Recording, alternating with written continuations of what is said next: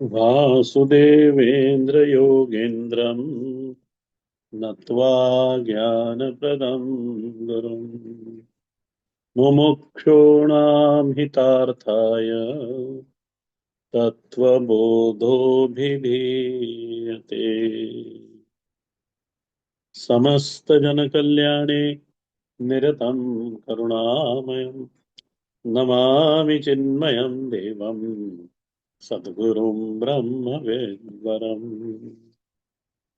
आत्मा की परिभाषा स्थूल सूक्ष्म कारण शरीर व्यतिरिक्त अवस्थात्रय साक्षी पंचकोशातीत सन सचिदानंद स्वरूपः यह तिष्ठति स आत्मा। ये हम आत्मा की परिभाषा पूर्व में इसी ग्रंथ में पढ़ चुके हैं। भगवान भाष्यकार अपने शिष्य को आत्मा की परिभाषा पढ़ाकर, तब शिष्य बिल्कुल नया नया था, उसने कहा प्रभु आपने, गुरुदेव आपने जिस जो जो शब्द का यहाँ उपयोग करा है, स्थूल सूक्ष्म कारण शरीर, अवस्थात्रय, पंचकोश, सचिदानंद मेरे को इसका कोई ज्ञान नहीं। तो भगवान भाष्यकार ने शुरुआत से स्थूल शरीर क्या होता है, सूक्ष्म शरीर क्या होता है, ये बताया। और अब यहाँ पर भगवान भाष्यकार आज कारण शरीर के बारे में वर्णन करते हैं कि कारण शरीर क्या है। और मैं आपको ध्यान दिलाऊं, ये थोड़ा सा, ये विषय कारण शरीर का विषय, ये थोड़ा ट्रिकी है, ये जल्दी पकड़ में आता नहीं। और अंतिम में यदि विचार ठीक से न किया जाए तो यही निर्णय निकल के आता है कि ऐसी कोई कारण शरीर नाम का कोई शरीर है नहीं।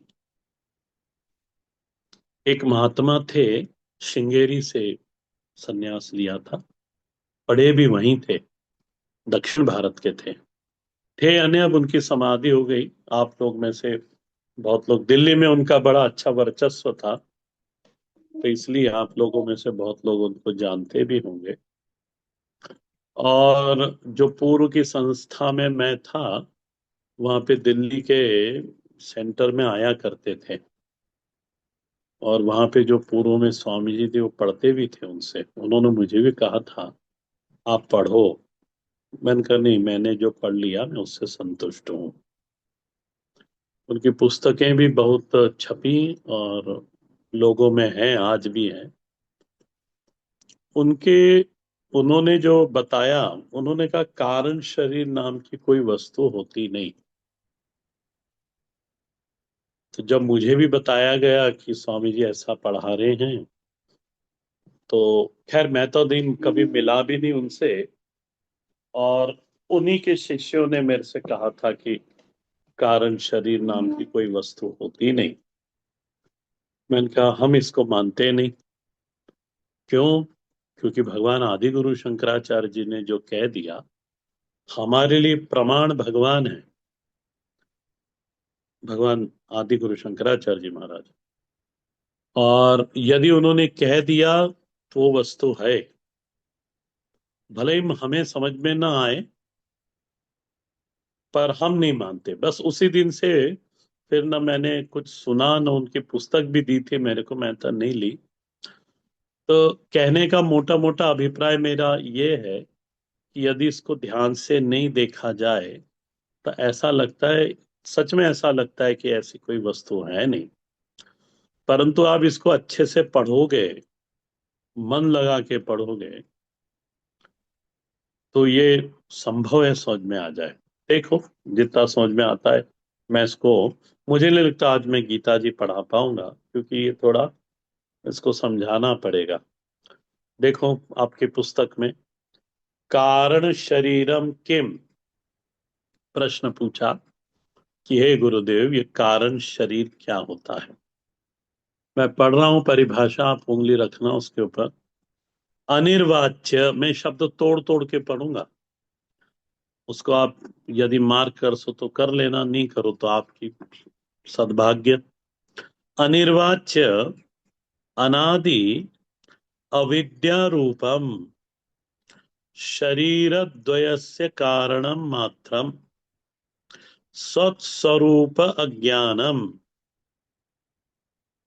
निर्विकल्प रूपम यद अस्ति तत्कारण शरीरम। देखो जरा, अनिर्वाच्य अनादि अविद्या रूपम शरीर द्वयस्य कारणम मात्रम सत्स्वरूप ज्ञानम निर्विकल्प रूपम यद अस्ति तत् कारण शरीरम। आपने संधि तोड़ ली होगी ऐसा मैं मानता हूं। अब देखना, मैं इसको समझाने की कोशिश करता हूं। कारण शरीर, शरीर शब्द से शीर्यमाणत्वात् शरीर, जिसके अंदर शीर्ण का धर्म लगा हुआ है, नाश होने का धर्म लगा हुआ है, अमरता का धर्म नहीं है। काय का धर्म है? बोले शीर्ण होने का धर्म है, जो क्षण प्रतिक्षण शीर्यमाण, शीर्यमाणत्वात् शरीरम।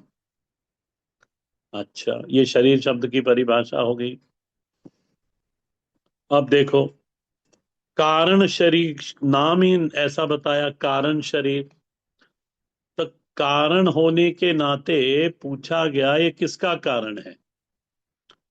तब कहा शरीर द्वयस्य कारणम, ये दोनों शरीर का कारण है। दो शरीर कौन कौन से? स्थूल शरीर शरीर और सूक्ष्म शरीर, इसका कारण है। अच्छा, तो ये तो हो गई कारण शरीर की परिभाषा, कारण शरीर का एक्सप्लेनेशन। अब परिभाषा में चले। परिभाषा में जो पहला शब्द है वो ही कह दिया, अनिर्वाच्य। भगवान भाष्यकार कहते हैं इसको बताया नहीं जा सकता, अनिर्वाच्य। यह कारण शरीर वचन का विषय नहीं बनती। देखो, ये हमारे ऋषियों की खोज है। उन्होंने खोज करा, इस पे एनालिसिस करा, मीमांसा करी और निष्पत्ति क्या निकाली? निष्पत्ति ये निकाली, वे कहते हैं कि वो है तो, देखो, अस्तिति है तो, पर हमारे वचन का विषय नहीं बनती। या वो है तो, परंतु हमारे विषय का वचन, हमारे वचन का विषय नहीं बनता। बस इतना कह दिया। तो शिष्य ने कहा, गुरुदेव कुछ तो बताओ। तब भगवान भाष्यकार बताते हैं। देखो, इसके पहले मैं एक बताऊं, जो वेदांत दर्शन है ये शब्द प्रमाण पर आधारित है। आप्तवाक्य शब्द प्रमाण, इसके ऊपर आधार, इसको आधार लेके चलता है ये। और ये जो जैन दर्शन है ये प्रत्यक्ष प्रमाण है, प्रत्यक्ष प्रमाण को मानता है। तो इन प्रत्यक्ष प्रमाण को मानने वालों के यहाँ एक वाद है, उसको कहते हैं स्यातवाद। देखो, ये नहीं समझ में आए तो इसमें पढ़ना मत, मैं तो क्योंकि डिफरेंशिएट करने के लिए बता दे रहा हूं। जैन दर्शन के अंदर एक आता है स्यातवाद, शायद है। स्यातवाद का अर्थ क्या हुआ? शायद है, बस यही है। किसी वस्तु के बारे में कोई निश्चित उनका कोई वो नहीं है। यानी प्रत्यक्षवादी होने के बाद भी वहां क्या आया? स्यातवाद। और यहां तो प्रत्यक्ष पे हम विश्वास ही नहीं करते। जो वेदांत दर्शन है ये प्रत्यक्ष को प्रमाण मानता नहीं, यद दृश्यम तद जड़म बोल देते हैं। इसलिए कठिन हो जाता है समझना। और इसलिए जो पहला शब्द आया इसके अंदर वो आया अनिर्वचन, अनिर्वाच्य। इसको बताया नहीं जा सकता। प्रत्यक्षवादी कुछ निर्णय नहीं कर पाए जगत के बारे में, तो ये क्या बोलते हैं, जो प्रमाण, जो शब्द प्रमाण को प्रत्यक्ष प्रमाण मानते हैं और प्रत्यक्ष को प्रमाण नहीं मानते, फिर उसको समझना कठिन हो जाता है। और उसी के अंतर्गत कारण शरीर को समझाते हुए पहला लक्षण करा अनिर्वाच्य। दूसरा लक्षण करा रूप के लक्षण के में। रूप क्या है इसका, तो कहा अनादि अविद्या रूपम। परिभाषा को देखते जाना, अनादि अविद्या रूपम। दूसरा कहा इसका कार्य क्या है, कर्ता क्या है ये, तो बोले शरीर द्वयस्य कारणम मात्रम। शरीर द्वयस्य कारणम मात्रम। मिल रहा है उसमें। जो मात्रम शब्द है उसको अलग से लिख लेना कि ये मात्रज प्रत्यय है संस्कृत में, उसका प्रयोग है ये। मात्रज प्रत्यय का प्रयोग है। मात्रज प्रत्यय का प्रयोग क्यों करा, तो केवलता बताने के लिए कि शरीर का एकमात्र कार्य यही है, केवल और केवल एक ही कार्य है इस शरीर का, कि दोनों शरीर को उत्पन्न करना। आई होप पकड़ में आया।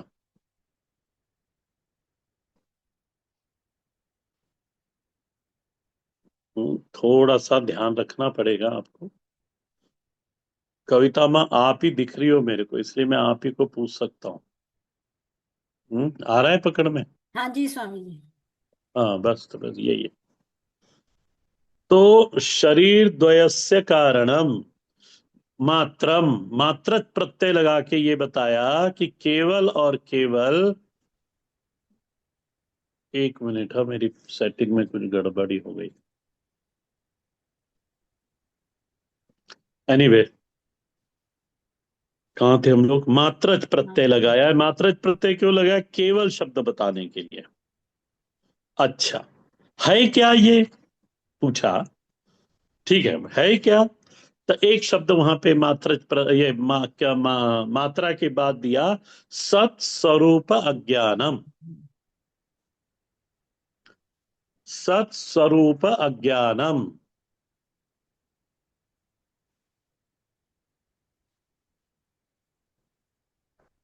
मिला, सत स्वरूप अज्ञानम। अच्छा, फिर बताया, ये मैं समझाऊंगा। हम लोग कोशिश करेंगे इसको समझने की, और मैं समझाने की पूरी कोशिश करूंगा। दूसरा क्या था, हाँ सत स्वरूप अज्ञानम। और फिर दूसरा एक लक्षण बताया, निर्विकल्प रूपम।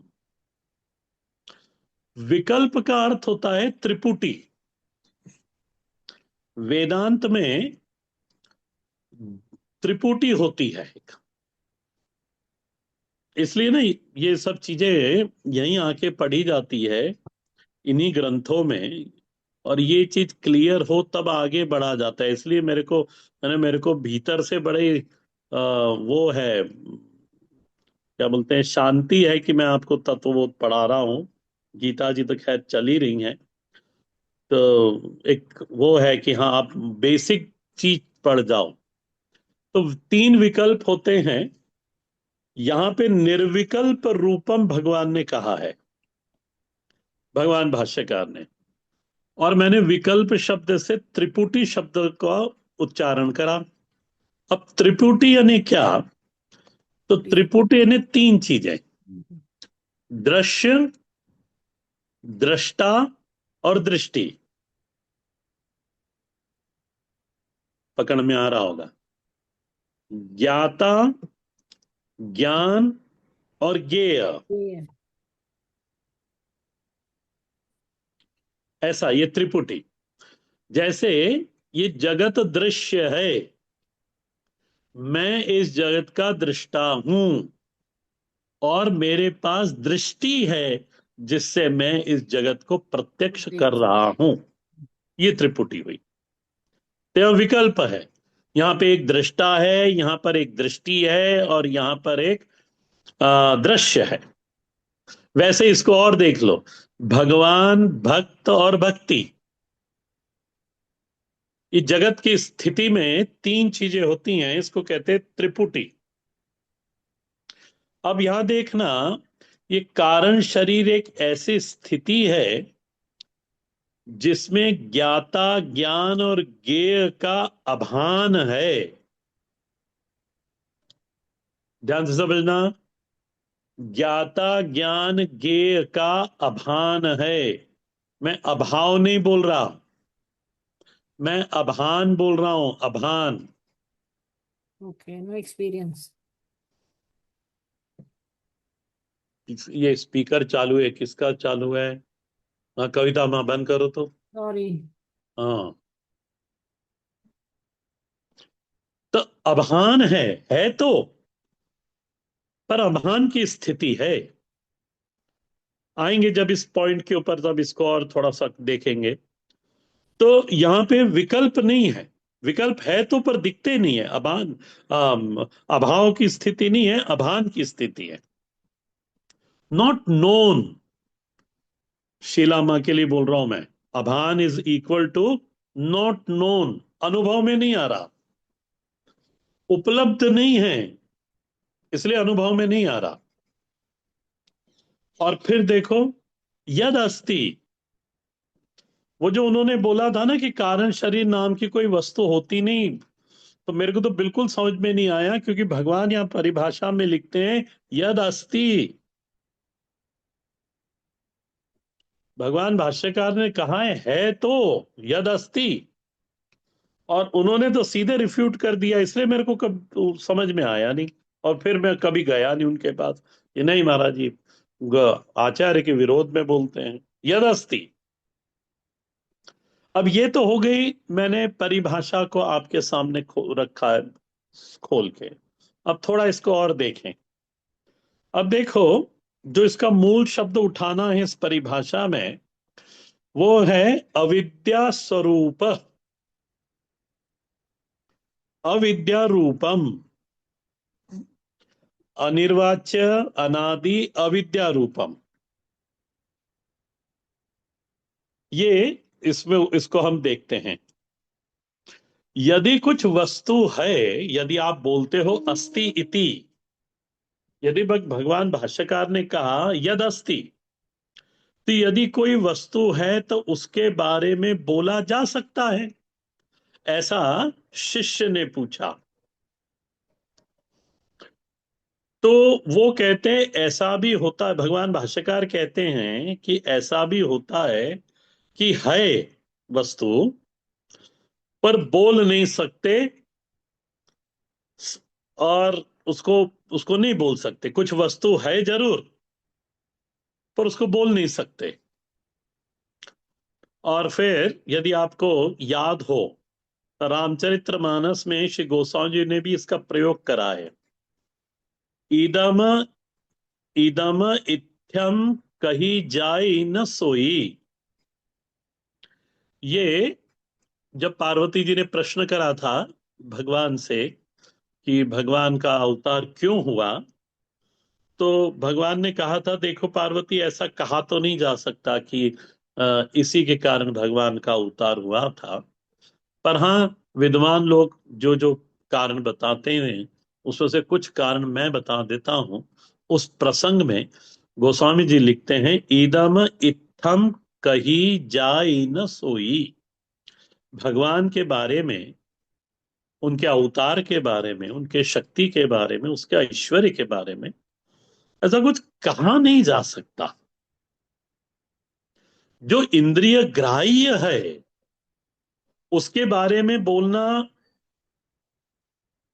तो सरल है, परंतु जो इंद्रिय ग्राह्य नहीं है उसके बारे में बोलना कठिन हो जाता है। अच्छा, ये कारण होने के नाते इंद्रिय ग्राह्य नहीं है। देखो, इस पंक्ति को लिख लो और फिर इस पे विचार करना तो समझ में आएगी पंक्ति, नहीं तो समझ में नहीं आएगी। ये इंद्रिय ग्राह्य क्यों नहीं है? अरे, कारण होने के नाते इंद्रिय ग्राह्य नहीं है। क्यों नहीं है? क्योंकि इंद्रियों का बाप हो गया ना ये तो। आया होगा पकड़ में। ये तो क्योंकि अब इंद्रियों का पिता हो गया, इंद्रियों से पहले रहा है, तो समझ में नहीं, तो इंद्रियों को समझ में ही नहीं आएगा। तो ये मन का, बुद्धि का विषय कभी नहीं बनता। कौन? कारण शरीर। कारण होने के नाते ये मन रूपी इंद्रियों का, बुद्धि का कभी भी विषय नहीं बनता। और क्योंकि वो इंद्रियों का, मन बुद्धि का विषय नहीं बनता, इसलिए वाणी का भी विषय नहीं बनता। मनोबुद्धि इंद्रिय अग्राह्यत्वात् निर्विक निर्वचनीयम। ये निर्वचन की परिभाषा है। क्या बोलते हैं? मनोबुद्धि इंद्रिय अग्राह्यत्वात्, क्योंकि मन बुद्धि और इंद्रियों के द्वारा ये अग्रहण है, ये ग्रहण नहीं होता, और इसीलिए ये वाणी का विषय नहीं बन सकता। वाणी का विषय बनने के लिए 5 चीजें चाहिए। नाम चाहिए, जाति चाहिए, गुण चाहिए, क्रिया चाहिए और संबंध चाहिए। ये आप में से यदि किसी ने केनोपनिषद पढ़ा होगा मेरे से, तो मेरे से क्या, कहीं से भी भगवान भाष्यकार के भाष्य से उसमें ये क्लियर कर देते हैं कि वहां पे दूसरे मंत्र में ही आ जा, पहले मंत्र में तो प्रश्न है, दूसरे मंत्र में गुरु जी उत्तर देते हैं कि महाराज ये तो इसको बोला नहीं जा सकता। तो शिष्य बोलते बोला नहीं जा सकता तो इसको अविदित क्षेत्र में डाल दो। तो गुरु जी कहते नहीं, ये अविदित भी नहीं है, ये विदित है, नित्य अपरोक्ष होता है। तो बोले फिर इसके बारे में बताओ। तो इसके बारे में बताया क्यों नहीं जा सकता, क्योंकि इसका ना कोई नाम है, ना जाति है, ना गुण है, ना क्रिया है, और ना संबंध है। तो इन 5 चीजों को लेकर वाणी प्रवृत्त होती है। वाणी को कोई आधार चाहिए होता है। ये 5 व्यक्त जगत में होते हैं, देख लो आप। तो कारण शरीर तो अव्यक्त स्थिति में गया ना, इसलिए उसमें ये 5 चीजें घटती नहीं। अच्छा, कारण शरीर का पहला लक्षण बताया अनिर्वच्य, जो मैंने समझा दिया। दूसरा लक्षण बताया कि अविद्या रूपम। अब देखो, अविद्या का अभिप्राय क्या है, इसे लेकर वेदांत शास्त्र में बहुत गहरा चिंतन हुआ है। एक ग्रंथ लिख दिया गया महाराज अविद्या के ऊपर। और फिर इसी विचार को लेकर वेदांत दर्शन में फिर 2 भाग हो जाते हैं। आप उस सब चीजों में मत जाओ, आप तो बस इसको समझो। भेद हो जाता है फिर इस शब्द को लेकर। इसकी परिभाषा देखें हम तो। परिभाषा को में इस कारण शब्द की परिभाषा में भी ये शब्द 2 बार आया है। तो अविद्या, अज्ञान, तो अविद्या इज इक्वल टू अज्ञान, दोनों एक जैसे अर्थ में है। तब अविद्या शब्द का अर्थ देख लो। अविद्या यानी क्या? जिस चीज का ज्ञान ना हो, जिस चीज के ज्ञान का अभाव हो। न विद्या इति अविद्या, संस्कृत में बोलूं तो न विद्या इति अविद्या। अविद्या की स्थिति वेदांत में बिल्कुल वैसी है जैसे विज्ञान में अंधकार की। उदाहरण से समझा रहा हूं। श्रुति होना चाहिए, युक्ति होना चाहिए, तो युक्ति का प्रयोग है यहां पे। विज्ञान में जैसे अंधकार है वैसा ही वेदांत में अविद्या है। अब अंधकार को लेके चलो। अंधकार यानी क्या? The absence of light is darkness. अंधकार कोई वस्तु है नहीं, अंधकार का कोई अस्तित्व है नहीं। हाँ, इसलिए ऐसा बोला जाता है, अंधकार था, अंधकार है, ऐसा बोलते हैं बस। पर अंधकार का कोई अस्तित्व है नहीं, आप ही देख लेना भाई। Absence of light is darkness. सूर्य उदय के बाद अंधकार कहाँ चला गया? तो किसी ने कहा सोफे के नीचे चला गया। तो कहा टॉर्च ले जाके जरा देखो। तो टॉर्च लेके गए तो अंधकार भाग गया महाराज वहां से। किसी ने कहा डब्बे में चला गया। तो डब्बा खोल के देख लो, अंधकार कहाँ है। तो जैसे ही डब्बा खोला अंधकार भाग गया। इस पे विचार करना। ठीक है, अविद्या भी वैसी है, जिसका अभाव, जिसका भाव ही नहीं है, अस्तित्व जिसका नहीं है।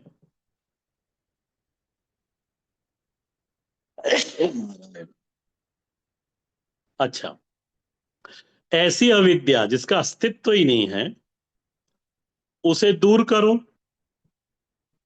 किसको दूर करें? बोले जिसका अस्तित्व ही नहीं है। देखो, ये एक बड़ा अच्छा पॉइंट सामने आया। जो चीज है ही नहीं उसको दूर करने बैठे हम लोग यहां पर। इसी को कहते हैं माया। माया जो नहीं है वही इस सब का कारण है। या मा सा माया, जिसका अस्तित्व होता नहीं वही माया। और वही माया ये जगत का कारण है। माया है, बस ऐसा कह देते लोग। तो जो है नहीं उसको दूर करने बैठे। आगे कहा देखो, आएगा समझ में ये। अविद्या अनादि। कैसी है अविद्या? ये अनादि है, अनादि है ये। अज्ञान का प्रारंभ अज्ञान का प्रारंभ कब हुआ? कोई नहीं उत्तर दे सकता। क्यों? क्योंकि अज्ञान का आरंभ कभी हुआ ही नहीं। लोग प्राय अनादि शब्द को प्राचीन ले लेते हैं। अनादि शब्द का अर्थ होता है, यहां पर जो अर्थ है, माने वह वस्तु जिसका आरंभ नहीं हो सकता, नहीं हुआ, नहीं हो सकता। तो अविद्या अनिर्वाच्य अनादि अविद्या रूपम। तो फिर क्या हुआ? इतना यदि समझ में आया तो एक निर्णय निकल निकल सकता है कि विद्या के अभाव को ही कारण शरीर बोलते हैं। अभाव कब से है? बोले अनादि। अनादि है ये। कारण बताओ। बोले आप किसी भी अज्ञान अविद्या का विद्या का आरंभ बता दो, कोई नहीं बता सकता इसका आरंभ। तो अनिर्वाच्य अनादि अविद्या ये हो गया। अब भगवान भाष्यकार कहते हैं, सुनो साधक, ये विद्या का अभाव ही दोनों शरीर का कारण है। यहां तक क्लियर हुआ होगा? जरा खोलो तो अपना स्पीकर। हाँ जी स्वामी जी। हाँ, कौन बोल रहा है? कविता माँ? हाँ जी। हाँ जी। अच्छा, क्योंकि अब आप मेरे को दिख नहीं रही, तो क्लियर हुआ यहाँ तक? हाँ जी। हाँ स्वामी जी। हाँ। अब वो सुन। कुलकर्णी जी कहाँ है कि नहीं? आज आए कि नहीं आए? इधर ही हूँ, हैं? यही हूँ मैं हूँ यहाँ आप स्वामी जी। आप सुन भी रहे हो? हाँ सुन रहा हूँ। तो यहाँ तक आया, क्लियर हुआ? क्योंकि मैं फिर आगे बढ़ूंगा। नहीं, क्लियर हो गया स्वामी जी। हाँ, अब सुनो, आप बंद कर दो स्पीकर। हम्म। अब सुनो। जब भगवान भाष्यकार ने कहा कि हे साधक, ये अविद्या का अभाव ही दोनों शरीर का कारण है, तो शिष्य बेचारा कंफ्यूज हुआ। उसने कहा कि महाराज, गुरुदेव, आपने पीछे की परिभाषाओं में तो बताया था महाभूत कृतम सत्कर्मजन्यम। देखो देखो, जरा स्थूल शरीर की परिभाषा और सूक्ष्म शरीर की परिभाषा, तुरंत पन्ना पलटाओ, मैं समय दे रहा हूं। और उसमें ये बिल्कुल आया था, यदि आपको याद होगा तो। पहले स्थूल देखना। पंचीकृतम पंच महाभूत कृतम सत्कर्मजन्यम। ठीक है? कविता माँ खोलो जरा स्पीकर। हाँ जी स्वामी जी। मिला? हाँ जी। सूक्ष्म को देखो अब, हाँ। क्या लिखा है वहां? अपंचीकृत पंचमहाभूते कृतम सत्कर्मजन्यम। हाँ, तो शिष्य कंफ्यूज, अब बंद कर लो। शिष्य कंफ्यूज हो गई कि महाराज यहां आके आप बोल रहे हो कि दोनों शरीर का कारण अविद्या है, वहां तो आपने बोला था कि पंच महाभूत कृतम सत्कर्मजन्यम। तो ये इसलिए ना, आगे पीछे से ग्रंथ याद होना चाहिए, तब पढ़ाई होती है। अब देखो, भगवान भाष्यकार कहते हैं कि अच्छा अच्छा सुनो। भगवान भाष्यकार कहते हैं विद्या के अभाव के कारण ही दोनों की स्थिति है, ये तो बिल्कुल पक्की बात है। अब समझाते हैं भगवान उसको, भगवान भाष्यकार। जैसे कहा गया, विद्या का अभाव ही दोनों शरीर का कारण है, यही निर्णय निकला अभी तक। और पहले बताया था सत्कर्म ने पंच महाभूतों को आकार दिया। पंच महाभूत तो बेचारे उपादान कारण हैं, ये तो जड़ हैं, इनको आकार देने वाला कर्म होता है, ये मैंने उस समय भी बताया था। सत्कर्म यानी विद्यमान कर्म होता है। अच्छा, अब विचार करना, सब लोग ध्यान से सुनो, विचार करना। अविद्यमान कर्म का कोई कर्ता होना चाहिए ना, कुलकर्णी जी? हाँ जी। हाँ भाई, विद्यमान कर्म यदि है तो कोई कर्ता होगा ना। हाँ, होगा ही करता। हाँ, बस यही चाह हम्म। रहा था मैं आपसे, कर्ता हम्म। होना चाहिए। हम्म। तो बस अब बंद कर लो आप। तो ये कर्ता ही अज्ञान का परिणाम है। जो कर्ता भाव है हमारे भीतर, जिसके बिना कर्म हो सकता नहीं, कर्म के बिना शरीर बन सकते नहीं। हाँ, जो मैं में अहम में जो कर्ता, आज मेरे अहम में, मैंने मेरे अहम में है ना, सब अहम अपना अपना लगा लेना, उसमें कर्ता भाव का जो अनुभव आता है कि नहीं आता कर्ता भाव का अनुभव, कविता में? हाँ जी। हाँ आता है, नहीं हाँ जी नहीं, ऐसे ढीले ढीले नहीं, जोर से बोलो आता हो तो। हाँ आता है स्वामी जी। हाँ, नहीं मैं सच कर बोलो, रही ऐसे हूँ ऐसे वो ऐसे वाली क्यों नहीं, बात। मैं बोल रहा हूँ इसलिए मत बोलो। नहीं नहीं। क्या नहीं नहीं? इसलिए नहीं बोल रही, क्यों आप बोल। नहीं नहीं, ये अभी मैं पढ़ा रहा हूँ, आप ऐसा मत बोलना कि मैं तो पढ़ी हुई हूँ तो इसलिए मेरे को मालूम है, और मैं तो अकर्ता बन के ब्रह्म बन के बैठी हूँ। नहीं, अभी तो पढ़ रही हूँ। हाँ, तो कर्ता भाव रहता है। हाँ, तो कर्ता भाव आता है। अच्छा, ये अविद्या का परिणाम है कर्ता भाव।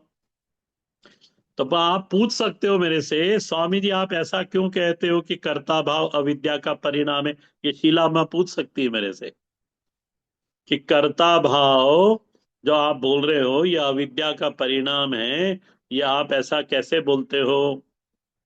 तो देखो गीता जी में, अहम अहंकार विमूढ़ आत्मा कर्ता अहम इति मन्यते, 3rd चैप्टर में होगा ये, मैं बता दे रहा हूं। अहंकार विमूढ़ात्मा कर्ता अहमिति मन्यते, अध्याय नंबर 3 श्लोक नंबर 27, 27। और भगवान की कृपा थी वही पन्ना खुला। देखा कि नहीं देखा? कोई बोल ही नहीं रहा है। हाँ जी, देखा स्वामी जी। हाँ बस, अहंकार विमूढ़ात्मा कर्ता अहमिति मन्यते।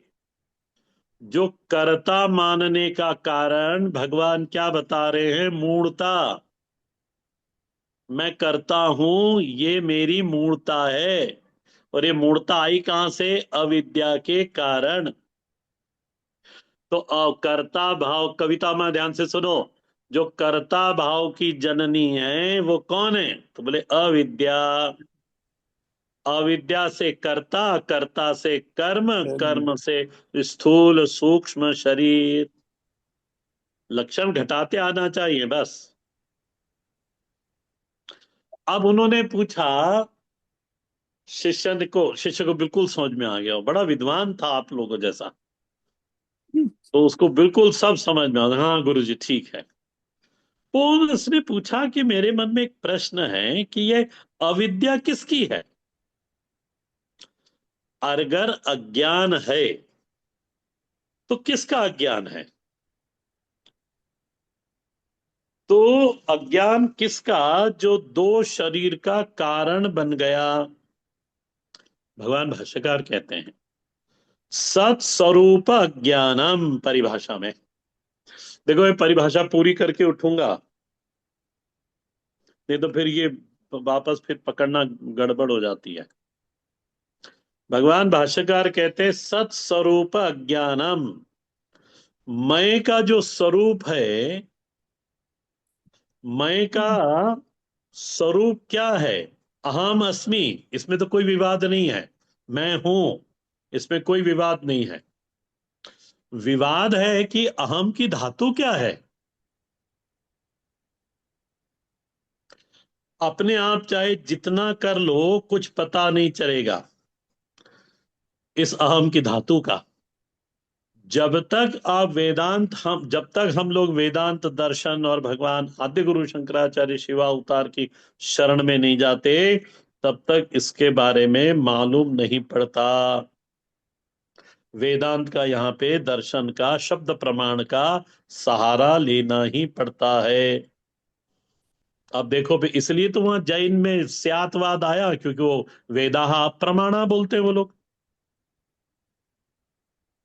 तो उन्होंने, योग दर्शन वालों ने कहा कि समाधि से मालूम पड़ जाएगा। तो वहां पे उत्तर दिया कि समाधि तो नाभि में लगती है। नाभि चक्रे संयमान, समाधि की परिभाषा ये है, नाभि चक्रे संयमात। और संयम किसका? तो धारणा ध्यान समाधि, 3 चीज होती है वहां पर। तो नाभि चक्र संयमात, नाभि चक्र में धारणा की गई, क्या हुआ? तो कार्य व्यूह ज्ञान हो गया। किसका ज्ञान हो गया? तो एटोनॉमी का ज्ञान वहां हो जाता है। वहां अहम का ज्ञान नहीं होता, परंतु काय का ज्ञान हो जाता है? कार्य व्यू ज्ञानम, एटोनॉमी का ज्ञान हो जाता है। काया तंत्र क्या है ये मालूम पड़ जाता है।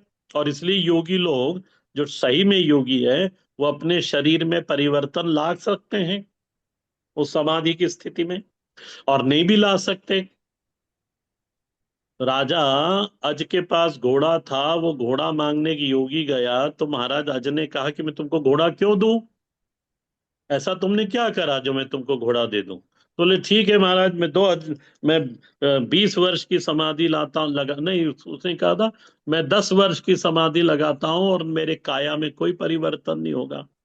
और वो समाधि ऐसी लगी कि उसको तो कितने ही साल हो गए। और एकदम जब समाधि टूटी तो खड्डे में से निकला और जोर जोर से चिल्लाने लगा कि लाओ घोड़ा मेरे को, लाओ घोड़ा मेरे को। तो लोगों ने पूछा कौन हो तुम, को क्या घोड़ा। तो उसने कहा राजा अज का घोड़ा मेरे को इनाम में चाहिए था, उन्होंने कहा था तो मेरे को इनाम क्यों दूं, तो मैंने समाधि लगा के बताया। तो समाधि में जैसा मैं पहले था वैसे ही कि वैसा आज हूं, मेरे शरीर में कोई परिवर्तन नहीं हुआ। तो लोगों ने कहा वो तो घोड़ा भी मर गया और राजा आज भी चले गए। अब तो ये तो इनका बहुत पहले की बात है ये। तो कहने का अभिप्राय कि समाधि में काया तंत्र का ज्ञान होता है, अहम का ज्ञान नहीं होता। अहम के ज्ञान के लिए तो वेदांत ने कहा कि अहम के ज्ञान में तो दर्शन का ही, वेदांत दर्शन का आधार लेकर ही स्वरूप का ज्ञान पता चलेगा। अहम की धातु समाधि में पता नहीं चलती। हम्म? अपने स्वरूप का ज्ञान, दूसरे का ज्ञान नहीं, अपने स्वरूप का ज्ञान करो तो फिर सचिदानंद स्वरूप हो हम। ये फिर वेदांत दर्शन आपको पढ़ा, फिर उसको पढ़ो, पढ़कर उसको बिल्कुल डेरिवेशन जैसे घटते हैं विज्ञान के अंदर, जैसे इक्वेशन घटाई जाती है और आखिरी में हैंस प्रूफ होता है, ठीक उसी प्रकार के सत स्वरूप का ज्ञान वेदांत दर्शन कराता है, चित स्वरूप का ज्ञान वेदांत दर्शन कराता है, और आनंद स्वरूप का ज्ञान भी on the seat of meditation या श्रवण काल में ही, यदि श्रोता बड़ा तैयार हो, अधिकारी हो, तो श्रवण काल में हो सच्चिदानंद स्वरूप का, उसको अपने स्वरूप का ज्ञान हो जाता है। अच्छा, एक चीज और बच गई, उसको भी पूरा करके और फिर इस पे आप विचार करना, फिर प्रश्न हो तो बाद में पूछना। निर्विकल्प रूपम। वह यहाँ पे जीवन में 3 चीजें होती हैं। जीवन बनता ही त्रिपुटी से, जीवन बनता है ज्ञेय ज्ञाता ज्ञान, श्रोता श्रोतव्य श्रवण, ध्यान ध्येय ध्याता ध्यान ध्येय, और क्या था, स्मार्त स्मरणीय और स्मरण, भगवान भक्त और भक्ति। अच्छा, तो जागृत में भी और स्वप्न में भी ये तीनों चीजें होती हैं। सुषुप्ति में भी होती, वो अभान की दशा में चली जाती है तीनों चीजें। तो कारण में ये तीनों है पर बिल्कुल अभान की दशा में है, विद्यमान है पर अभान है। किस तरह से अभान है, तो एक उदाहरण से समझ के पूरा करूंगा। जिस तरह से बीज के अंदर वृक्ष होता है अभान दशा में,